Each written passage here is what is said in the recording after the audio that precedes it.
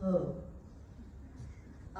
So I usually am not, I'm usually behind the podium, but I have some things written down so that I don't and a lot, and so that I don't ramble. Anyway, okay, so I know some of you are probably rolling your eyes and thinking, why do we need to talk about this?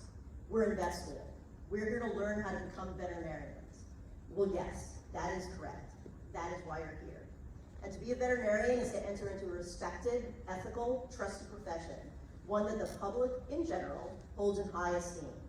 But that high regard can be lost if we do not live up to those values, not only in our care and treatment for animals, but also for our care and treatment of each other. Veterinarians have one of the highest suicide rates. You know that, right? So that means we need to support each other, all of us together, not turn against each other. You know that 1 in 6 veterinarians has contemplated suicide. That means that among your professors, there's a good chance that a few of us have thought about it. Yep. So why? Why would we be cruel or insensitive to each other and to those around us? So think before we act or speak. Here's another enlightening statistic for you. Veterinary medicine, as you probably know, is one of the least culturally and ethnically diverse professions in the US. And if you're African American, 2.1. 2.1% of the profession is Black.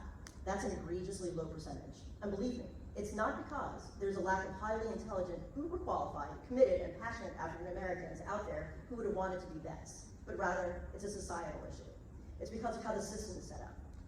But I'm not going to get into the socio-political realm here, but I bring this up because I still want you to think, which is actually all I ever asked you to do for animal welfare and behavior too, and some of you roll your eyes with that.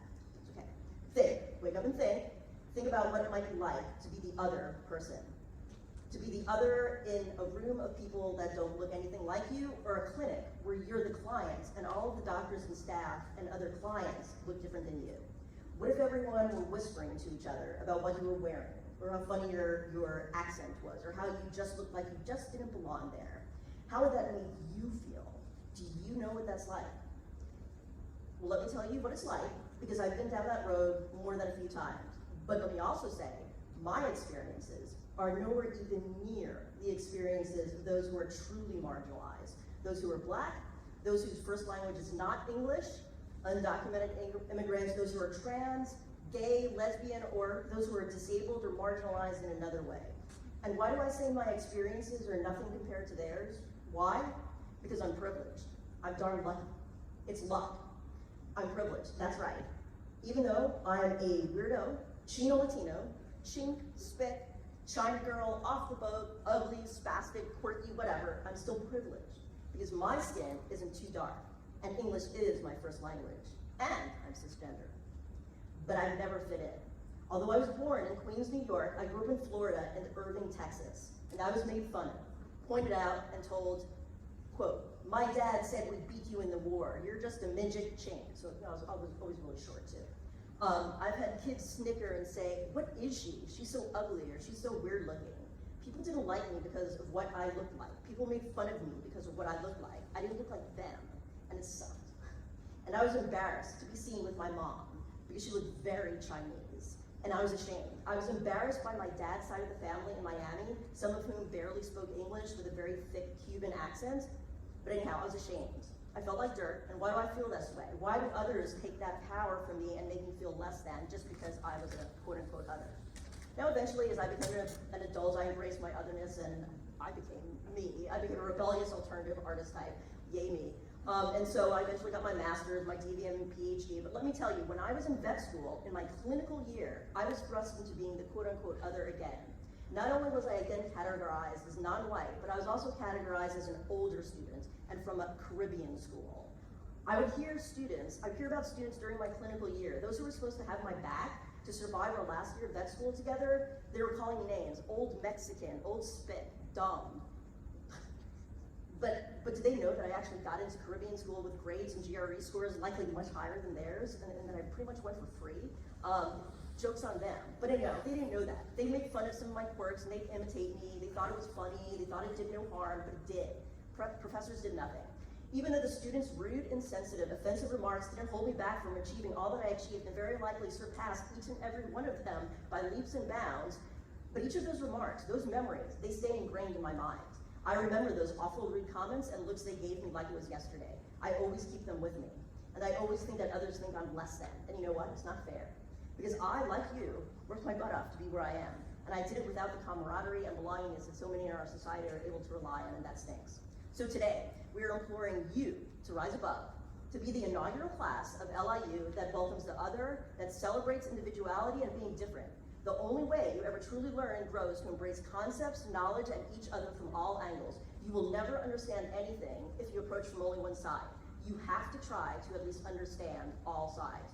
Don't push the other away, and don't make fun of the other, because it's at the other's expense. It's hurtful, it's wrong, it's disrespectful, it's not right. It's not the veterinarian image that we want you to portray and carry, and it's not the image that you should want to portray and carry. Oppression is regression. When you ostracize the other, you minimize yourself. No one truly rises above by putting others down. When you try to keep someone else down by pointing out their otherness, even if you think it's all fun and games, you are also keeping yourself down. Because then you don't get to expand your horizons. You don't get to see, truly see, and appreciate that individual for who or she is. You don't gain anything. You don't learn. You don't gain insight. We know that the other suffers, that's a given, but I assure you, you suffer too. And because disrespectful, insensitive, and abusive commentary is not professional and not representative of the veterinary profession that we love, we don't condone it. We don't condone that estates will immature and disrespectful behavior. So ask yourself, what kind of veterinarian, what kind of person do you want to be? We want to work together. We want to rise above, to be the best of the best. The inaugural class of Long Island University College of Veterinary Medicine. Hold yourself to the highest standard. Respect, professionalism, ethics. We are the future. Be the veterinarian and the veterinary student that I think you are. You are amazing. You are the inaugural class, and you do not cease to amaze me with each interaction I have with you, and I've told you that, and I'm not kidding. So be that person who I think that you are. And as per my animal welfare and behavior class, I have to end with a quote.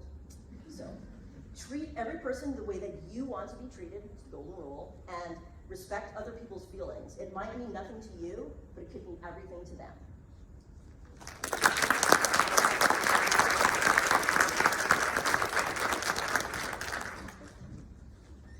And with that, some of your esteemed colleagues. Hello, can everyone hear me? Okay, thank you again, you guys, for your time. I know this was a stressful week for everyone, but what I want to do quick is just take